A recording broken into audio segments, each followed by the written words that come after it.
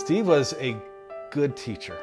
I think he did a good job. I think he taught kids a lot of things other than math. I'm trying to be nice because Steve was not the best math teacher in the world, and he would be the first to admit that. Steve liked to do the science thing, especially with the geology part of it, because he was always into being out. Great guy to work with. He didn't always do what you wanted him to do, but but he was an excellent teacher, and he really cared about that students were learning something, not just about math, about life and being prepared for school after high school. And just how to be an adult.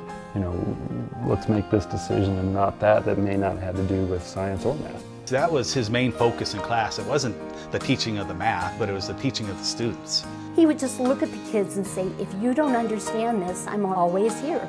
School doesn't start until 7:30. I get here at 7. Come in. If you couldn't do the homework last night, come in. If you didn't understand the concept today, come in at lunch. I'll spend my lunch with you. The first year I worked with him, we had a young woman, but she was far behind in her math. And every lunch, Steve never actually ate lunch, as one would think. He survived on Cheetos, corn nuts, and Diet Pepsi and Diet Mountain Dew. It's almost all I ever saw him eat. And so he would be sitting there with this young woman, and he worked almost every day with her for a month or two until he caught her up. And I have no idea how many hours he spent off the clock working with those kids, because it was unacceptable to him that any of them were going to fail on his watch. He just kept trying. We had a young woman one year who couldn't even add and subtract or do decimals, and she hated him because she couldn't do what he was asking her to do, but he didn't hate her back. He just kept trying. I don't remember seeing him upset at just about anybody. Very mellow, very easygoing, very forgiving. I can't imagine him holding a grudge. And finally at the end, she came to me and she said, I love Mr. Gladbach. And I said, well, I was waiting for that to happen. And I said, how did that happen? And she said, I hated him because I thought I could never do math, and I always felt bad in his class, but when he explains it to me one-on-one, I can do math. And that's who he was at school. That's who he was as a teacher.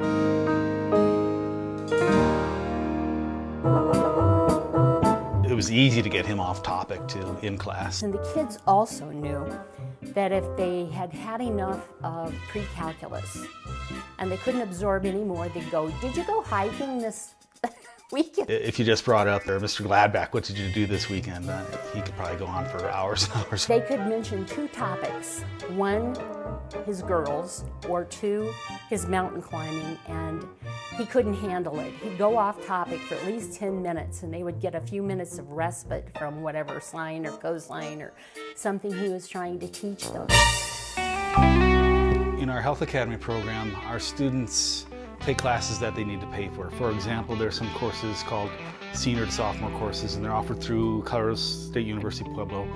But students can also take these courses for college credit at the same time they're taking them for District 60 credit. So we're always struggling with getting kids to enroll because a lot of families didn't have the money.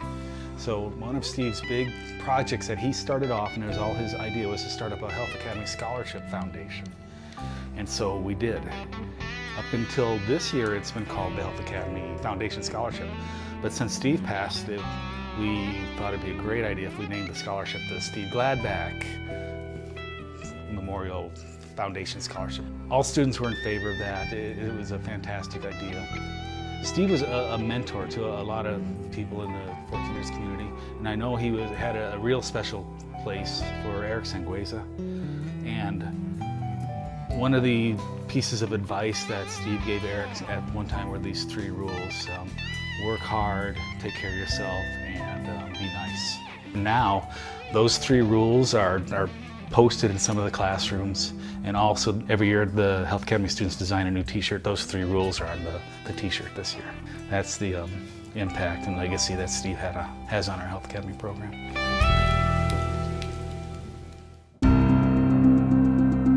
My friend, Steve, what a man and what a climber. He was like my brother. I've known Steve Gladbach 22 years and over 200 mountains. The first mountain I climbed with him was Silver Heels. And we climbed it, I think on December 21st, it was maybe 2007 or so. And it was my first real mountain experience. I didn't have the clothes, I was fat and out of shape, and Steve loaned me everything, the snowshoes and the poles and gaiters, and I had a miserable time. I had never been on snowshoes, and I was wallowing, and I gave up at about maybe 700 feet from the summit that Steve talked me into getting up there, and that was my first experience, and then I swore that I would never do it again. We spent a lot of time together every summer in the Weminuche and climbing 13ers in that area, so we would spend, a week, 10 days at a time. My first 14ers experience with him was Mount Lindsay. We went up that gully and went really slow and had a great time. One time we were all camped by the Trinities, by the lake, Trinity Lake actually, and we were climbing a lot of mountains, and we got into the 6th mountain, and then darned if the shortest way to camp was back over the 7th mountain. But it was really good because it really stretched me, that's for sure. One of the first peaks I climbed with 14ers with Steve too was Mount Huron, and we make it to the top, and I go over there to find the summit register, and I'm signing my name, and I said, "Steve, you want to come over here and sign the summit register?" And he said, "Nah." And the person who was standing next to me, I didn't even know her. She says, "I heard you say Steve." And she said, "Is that Steve Gladbach?" And I said, but he was the most humble guy. He would treat anybody who needed help with anything, even the person who'd never climbed before. He treated them the same as the person who'd climbed that peak 1,000 times. You could certainly tell that he was a teacher in all of his mountaineering too. He was a mentor to me for sure. I mean, just all the way through on everything that I did as far as mountaineering is concerned. He's always willing to set aside what he wanted to do to make sure that person he was with accomplished what they wanted to accomplish. He went with me twice on Capitol. No, 3 times we went to Capitol. So he taught a lot to me about helping other people. When I was training for Everest, Steve helped a lot, and we would go up Pikes Peak every way possible in the winter. We did some work on the Lincoln Icefall, as far as with the pack and Jumaring up. He was really an integral part of training. In fact, one kind of funny thing, he was always just really sad that he couldn't come with me on Everest. And he said, "Oh God, if I could have a sex change." And teasing. I always thought that was so good because it was a women's expedition. He took a lot of kids too from his school on hikes and 14er hikes. Probably his background as a teacher, I think, really helped as far as climbing with people, because he tended to let people, that would encourage you to be more confident in your own decisions if you were participating in decisions. He wasn't the type of climber which there are a lot of climbers that do this, it's like, well, it's my way or the highway. He respected my opinion, and we'd always discuss things and figure out what we were doing, and I really appreciated that. He liked to talk, and we spent a lot of time together, and it was kind of a joke with us too that whenever we went on some trip with somebody that had never climbed with Steve before, I'd put them in the front seat with him, and I'd sit in the back seat because I'd heard all the stories 100 times. Or I'd make sure I was in the other car that was following, so not that I didn't enjoy Steve's stories, but I had heard them all. He would come in on Monday mornings, and the first thing all of us knew to say was, "Where'd you go this weekend, Steve? Did you do some climbing?" And then you had to prepare yourself for I went up, blah, blah, blah, blah, blah, blah, blah. And I asked him once, and I said, "Why in the world do you do this?" And he said, "It's where I find God." He said, "I've never found God in a church. not since I was a little boy. But at the top of the mountains, when I get up there and I look out at everything, that's where I find God. Because I know none of this happened by accident. He was very much an encouraging person. Steve would always have a way of helping someone or saying, all right, let's try this a different way, or let's do this. When we first started climbing, I wasn't too sure I was strong enough to keep up with Steve. He was totally encouraging and never put me down for being slow, a female. Steve's ability to get people to do more than they thought was always something that I saw. He came up with the idea of doing Choyu, which is a Himalayan peak, the 6th highest mountain in the world. And I had no clue that I could do it. We'd keep climbing in the winter, and I'd climb with Steve, and he was very encouraging toward it. So I took that step and said, yeah. Especially myself, many different occasions where I would say, okay, that's enough for me today. And he'd say, oh, we gotta go get these 2 more peaks over here. And thought, I don't know if I can do this, and then would. He gave me the insight to really dream that I could go higher and dream larger than I'd ever done before. And I really thank him for that. Steve had a way of motivating people to try to do things in their life that maybe they didn't think they could do, that didn't necessarily have to do with mountain climbing. It's very hard to describe what Steve meant to me because he was an optimist and he had a lot of compassion. He touched my heart in many ways and helped spur me to do things I probably would not have done, because Steve was the kind of guy that always finding the light in things. And so I always knew I could talk to him pretty much about anything. And yeah, he'd make a couple of jokes at first, you know, but then he always had something to offer. I mean, I think he was more doing it towards, well, let me show you can do this that's going to help you overcome something else in your life. We had a young man who was partially finished with college. He was involved in a very serious relationship with a young woman he was very much in love with, and they were waiting till he graduated to get married, and she discovered she was pregnant. And he came back to the Health Academy, and he sat and he cried to Steve, and he said, what is going to happen to my life? What am I going to do? And he said, he looked me right in the eyes, Mrs. Marino, and he said, it's going to be what you make it. It may not be exactly as you had it planned, but you're intelligent and you love her. Just don't give up. This is just a side trip. It's not the end of anything. It's the beginning of something wonderful. You're going to have a beautiful child. And that child will bless your life. And when he found out Steve died, he said, that conversation, it's like it flipped a switch in my brain. And he said, I went from someone who is in some degree of despair into someone feeling as though I had something to look forward to. And so that's who he was to his kids.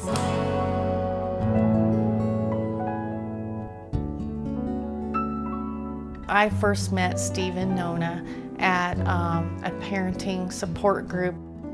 So Steve and Nona were at this support group because they were waiting to have a child in their lives. They had no children at that time. We laugh about, having our hopeful hearts on our sleeves at that time, and being very excited about a child in our lives, because we had all, most of us had suffered through some infertility issues and so forth. And Steve had eventually talked to me about community connections for families.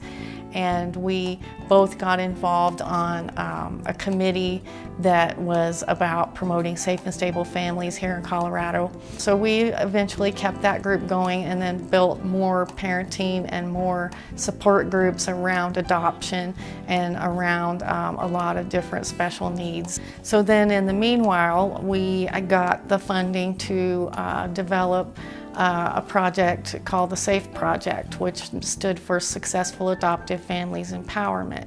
And Steve was on our board at that time. When Steve and Nona first adopted Linda, and then later had Elise, I noticed a big difference in Steve, where he became more conservative and really talked about taking care of his girls, meaning Nona, Linda, and Elise. He balanced his life very well with his climbing, and then also with taking care of the girls and with what they needed. And I thought that was quite interesting and quite loving of him. My first conversation with Steve, and it was my first day there, and the first thing I learned about was his girls. And he talked about Elise and how fantastic she was and how bright. She was just a little one at that time, and how proud he was of her. And then he talked about Linda. And he shared with me that Linda had some special challenges to overcome because she was autistic. And I stopped in my tracks and I told him that I too had two girls. And one of them was straight forward ahead, highly intelligent, no problems, highly successful. But the other one, while also intelligent and straightforward, suffered from bipolar disorder. So we figured out immediately that we were members of a club that we really didn't ask to belong to. And how do you balance that? How do you balance your taking care of the one who doesn't seem to need you as much, but whom you equally love, and trying to provide something for the child that was going to need a tremendous amount of help? How do you deal with that? How do you push them to be the best that they can be? We continued with our parenting journeys, and it turns out that Steve, I have 3 brothers, but Steve was the kind of guy that he became a brother to me. And we shared being home alone with kids. When the kids were little, we would trade off babysitting with each other's children, but I don't think a lot of people truly understood the compassion he has for children. He would always see the strengths, and even when we were doing our groups, you know, he would see the strengths in those kids from, you know, as old enough to walk, to be at playgroup. Steve didn't just come and help with his children, he came and helped with all the children. You know, he helped with my daughter a lot. My daughter was the type of girl that we really had to help bring her out of her shell, and Steve did a lot of that.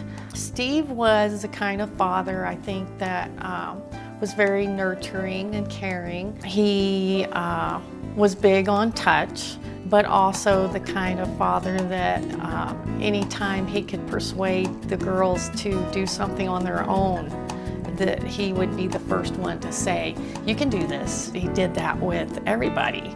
So of course he did it with his children. And one of the joys that we shared was last year when Linda was doing so well. It was like a 180-degree turn, and I walked in one day and he was just celebrating, and he said, "Do you know that she scored higher on the math, on the acuplacer than half of our kids out here?" And he was just ecstatic, you know, he just celebrated everything for both girls. But also, even when he wasn't with the girls, he was talking about the girls, and his heart was with his girls.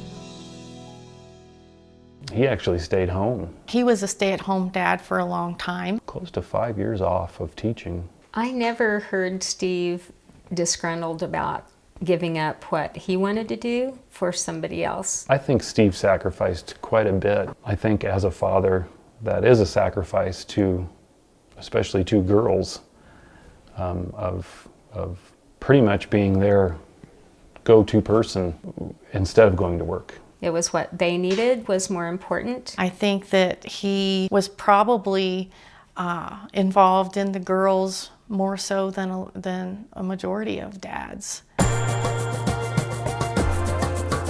It was interesting to see how quickly Steve brought the girls into the hiking world. I did a lot of hikes with my 2 kids and Steve and his 2 kids. I can remember him having them on the tote on his back, you know, and then as soon as they're old enough to walk on their own, they carried a stick and they triumphed through the hills with Dad. Tim and I and Elise went up to Comanche Lake in the Sangre de Cristo once. We didn't climb the big mountains together, but we climbed places like Beulah, Mountain Park, and things like that. I remember one trip we went with Steve and Linda, and Ben and Tim were with us, and we went to South Colony and we did some fishing there. Steve took Robert on at least 5 of the 14ers. We did a hut trip with Linda a couple winters ago, had a really good time. No, it was with Elise.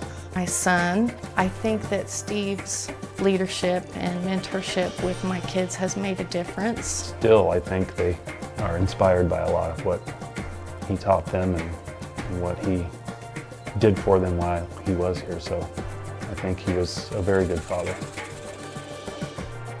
He was a very compassionate father and nurturing father. I believe that Steve loved his girls with all of his heart and soul, and he loved Nona too. He loved his girls so much. His screensaver at work would go back and forth between pictures of some mountains and pictures of his kids. He adored both of them.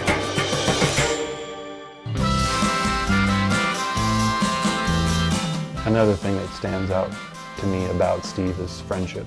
Through climbing and teaching and kids playing together, we still were friends and stayed friends. And even if we didn't climb, we still were in touch with each other, in contact with each other. Well, I could tell you the story of when he acted like a brother. We were climbing Wham Ridge, and unknown to me, he had put a big rock in my pack. It was Marlon and Steve and I. And anyway, I was like, boy, it's a little harder this time. I'm not too sure why I'm breathing a little heavier going up. But we get to the summit, and I opened up my pack, and darn, there's this big rock in there. Well, that would be a trick that a brother would pull on a sister. I started running because of Steve, because if I was going to climb 14ers and be with Steve to do this, then I needed to get in shape.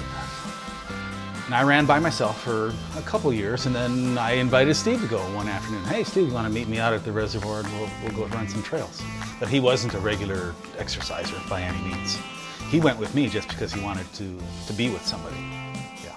Also, he wanted to see me fulfill my goal of running that marathon. And I'm gonna tear up now. That's one of the things I really, really miss is running with Steve.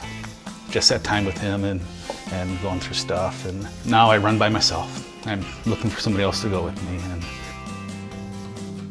I would come in earlier, he would come in early, and we just saw each other out because we would just fall into each other's arms and cry. First of all, my daughter has been extremely stable for a long time now. And Linda, of course, has reached a point of stability that she didn't already always have.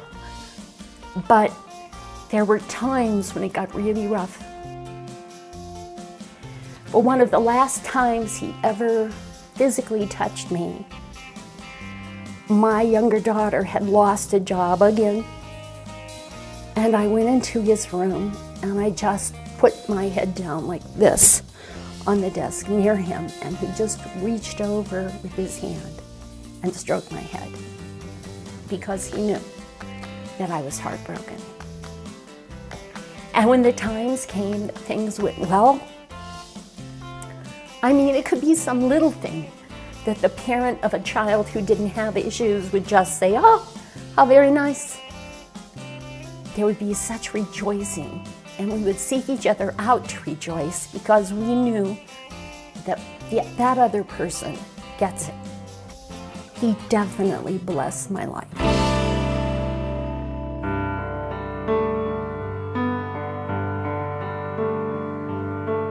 I'm an English teacher, so after Steve passed, I thought, is there one word I could use to describe him as I best knew him? And the word that stuck was nurturer. There are people who can walk into a garden and see the plants that are healthy and rejoice and maybe tweak a little here or a little there to make them their best. And then there are the plants that are struggling. And you can see that something is amiss, and so you work really hard with those things. Steve did that with humans. We had a lot of students who were grown and out and starting families of their own, and they would bring their babies back. He was just a nurturing person. It was so funny, we would make fun of him like crazy because our kids, who are now in their 20s and some of them almost 30s because we taught high school, would come back with their babies. And you know how women are with babies. But Steve was worse. I'd say, hey, take that baby and put it in Mr. Gladbach's arms and watch him. He sniffed the baby's head and caressed its cheeks. And they'd come back and they'd go, oh my God, Mrs. Marino, he's worse than a woman. I said, I know. I said, he loves babies. He was with humans the way a master gardener was with plants.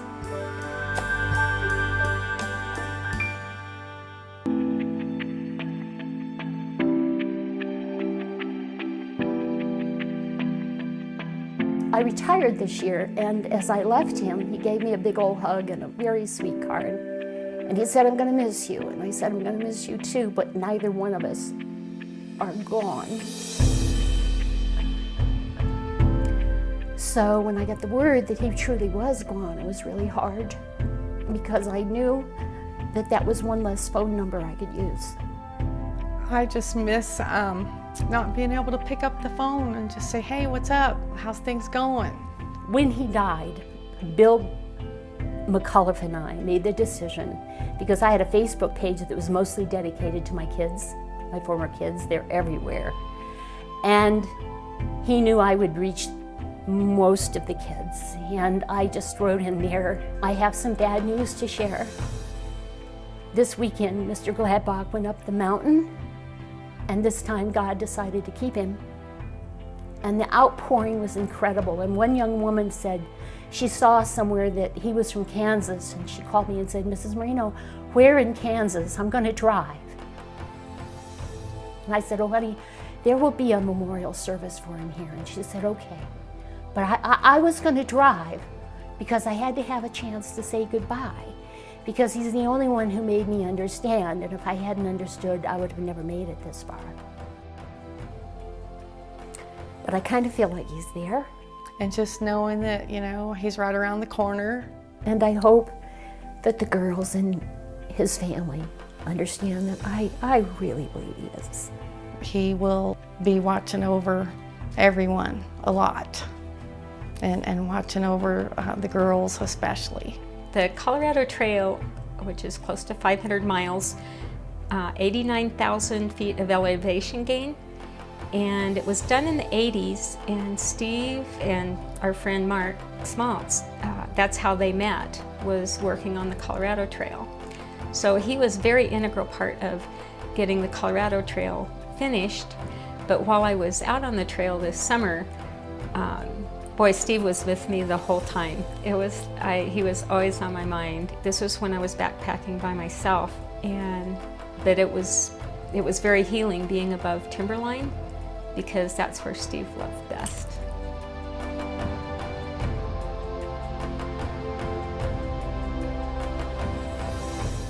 Our friend Shirley, she was our community outreach person. She was a person who was very physically demonstrative and affectionate, and Steve figured that out.